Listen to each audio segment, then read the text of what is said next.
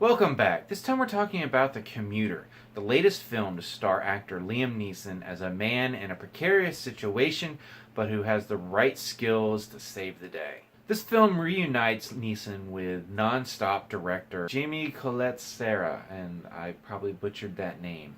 But he is back to direct this film, which takes the action to a commuter train. And in addition to feeling very tried and true and stuff we've seen before, this film suffers from a pretty lazy script and some substandard special effects. The story follows a man named Michael, played by Liam Neeson, who is an insurance salesman. But of course, because he needs the skills to save the day, he is a former cop. And on this particular day, he is fired and has to go home and face the challenge of telling not only his wife that he's been fired, but also his son, who is about to leave to go to college, and they may no longer be able to afford to send him. And so he grabs a ride on his everyday commuter train. But this day, of course, is different. And it begins with his interactions with a strange woman, played by Vera Farmiga, who approaches him with a hypothetical situation. For a significant amount of money, would he help her point out someone who does not belong on this train, who is not one of the regulars, and who would probably stand out to someone like him who rides this train every workday and has for years? Because of his situation, he is tempted to take this offer because it's $100,000.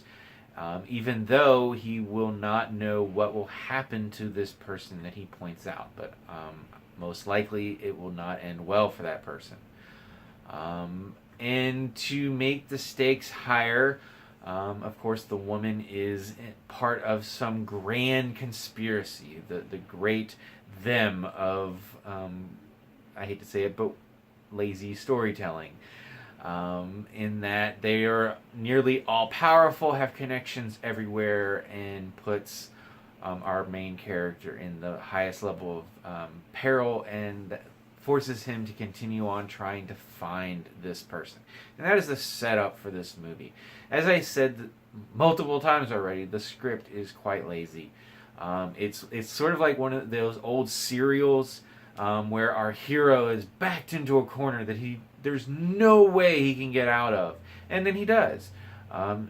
If you can find a reasonable, well thought out way to get out of the situation, that's fine, but that's very rarely the case. Here it usually just relies on other characters forgetting things that happened minutes before, or grand changes in personality of our characters, or simply just, well, it's not that bad, actually. We just pretended, we lied, essentially, and it's just not good. And as I also mentioned, the special effects are not good. There's not a huge amount of them, although they really ramp it up in the final act, when the action gets really crazy. It's just not good. They also rely on what I tend to call, and there's probably a proper name for it. If you know what it is, put it down in the comments below. But what I call a computer-assisted shot, where the camera just moves in ways that it physically cannot do. It is all computer-generated. And they do that a couple times to kind of show off the whole train and where all the characters are and everything. But it's so obvious every time they do this that the people that we're seeing on screen suddenly become computer artifacts. They're no longer actual people, and it just looks bad. I mean, if you can't do it right, don't do it. I, Tonya is a film recently that had a really well done computer-assisted shot, and it still felt like a computer-assisted shot because we knew that there's no way that they could do this without assistance, but it looked good. They pulled it off. Here they do not. Not to completely bash the film, I will say there were some positives. Neeson, this is his wheelhouse. He does it well. Honestly, Michael could be any of the other characters that he's played, since he sort of had the career resurgence with Taken, becoming this older action star, but he's good at it. Vera Farmiga is good in her scene where we get to see her at the beginning of the film. After that, she's basically a voice on a telephone, and that menacing quality that she was able to deliver with a smile just doesn't work as well when we don't get to see the smile. The action is not bad. I was really, really nervous. There's some opening shots before he gets on the train of him walking down the sidewalk, and it's shaky cam and quick cuts, and all it is him walking on the sidewalk. I'm like, oh my god, what's going to happen when we get to the actual action shots? And there's one in particular that, again, is a computer-assisted shot, but it's better, and that's actually a really well choreographed long shot in action, which we rarely get in films like this. There are times where it really feels like they're not actually hitting each other, but I can forgive it because I'll take that over the quick cut shaky cam that I was expecting.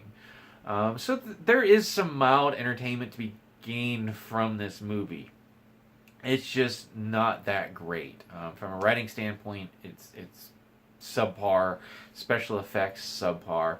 But if you like the Liam Neeson action movies, it's not as bad as some of them, say like Taken 3, where that's just a complete failure. There is some entertainment value to be found here. Obviously, this video is up late, so you've either missed its theatrical run completely, or it's near its end. If you can find it in like a second run theater and get a ticket for pretty cheap, you'll get 2 hours of mild entertainment out of it. But it's not one I can recommend going out and spending $12-15 for.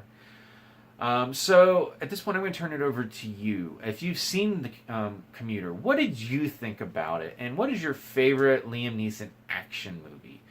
Mine's pretty easy. It's Taken. It's what set this whole thing off, and was actually a quality, entertaining film, unlike its sequels. But I want to know what your thoughts are. What's your favorite? As always, you can subscribe to my channel, check out some of my other reviews, and until next time, I'll see you at the movies.